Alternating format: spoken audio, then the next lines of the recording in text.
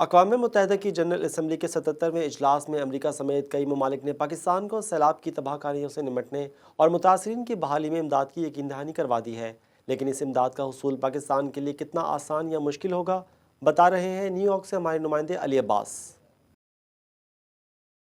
آج ہی new York میں اقوام متحدہ کے ہیڈ کوارٹرز میں جنرل اسمبلی کا 77واں اجلاس جو ہے وہ آج بھی جاری ہے، اور وزیر اعظم پاکستان میاں محمد شہباز شریف اور وزیر خارجہ بلاول بھٹو زرداری کی کئی عالمی رہنماؤں سے اہم ملاقاتیں ہوئی ہیں، اور پاکستان نے اس وقت جو سیلاب کی صورتحال ہے اس سے ان ملاقاتوں میں عالمی برادری کو آگاہ کیا ہے، جس کے بعد امریکہ سمیت کئی ممالک نے پاکستان کو سیلاب سے نمٹنے اور متاثرین کی بحالی کے لیے فنڈز اور امداد کی فراہمی کی یقین دہانی بھی کروائی ہے۔ اب اس یقین دہانی کے بعد بھی جو ہے وہ فنڈز کی فراہمی میں ایک طریقے سے رکاوٹ کا پاکستان کو سامنا رہے گا، کیونکہ ان ممالک نے پاکستان سے یہ کہا ہے کہ وہ جو ان کی امریکہ سمیت جو ان کی این جی اوز پاکستان میں کام کر رہی ہیں دیگر ممالک کی، ان پر جو گزشتہ حکومت میں پابندی لگائی گئی تھی ان پابندیوں کو ختم کیا جائے، کیونکہ یہ ممالک چاہتے ہیں کہ وہ جو فنڈز پاکستان کو فراہم کریں گے وہ انہی این جی اوز کے توسط سے پاکستان کو ملیں گے، اور یہی تنظیمیں پھر امداد کی فراہمی کے لیے پاکستان کے ساتھ مل کر کام کریں گی۔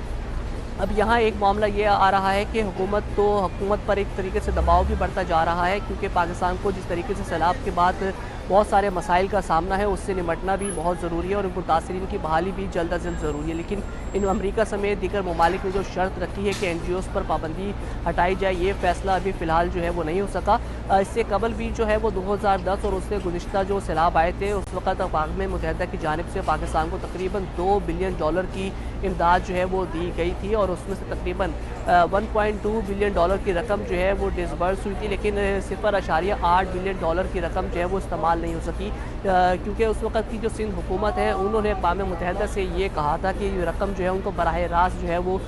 دی جائے، لیکن وہ معاملہ پھر اس ضد پر آ کر جو ہے وہ اٹک گیا، اور وہ رقم جو ہے استعمال نہیں ہو سکی، اور پھر جب جاپان میں سیلاب آیا جو پھر وہ $0.8 بلین کی جو رقم ہے وہ پھر جاپان کو جو ہے وہ منتقل کر دی گئی تھی۔ جی علی عباس، یہ بھی بتائیے گا کہ کیا حکومت پاکستان عالمی این جی اوز پر عائد پابندی ہٹانے پر رضامند نظر آ رہی ہے یا نہیں؟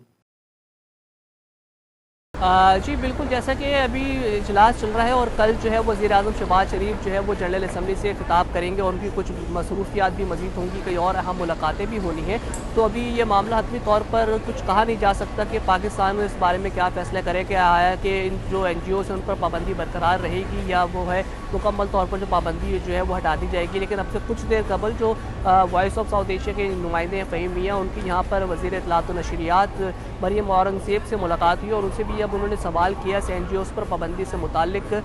تو انہوں نے یہ کہا کہ جو این جی اوز ایسی ہیں جن کے ساتھ جو ہے ناانصافی کی بنیاد پر جو ہے ان پر پابندی لگائی گئی، اس کو معاملے کو دیکھ رہے ہیں، اور وزارت داخلہ نے بھی جو ہے وہ اسکریننگ کا جو ہے وہ عمل شروع کر دیا گیا ہے، جلدی کسی حتمی نتیجے پر پہنچ کر جو ہے وہ فیصلہ کیا جائے گا۔ جی کے لیے بہت شکریہ۔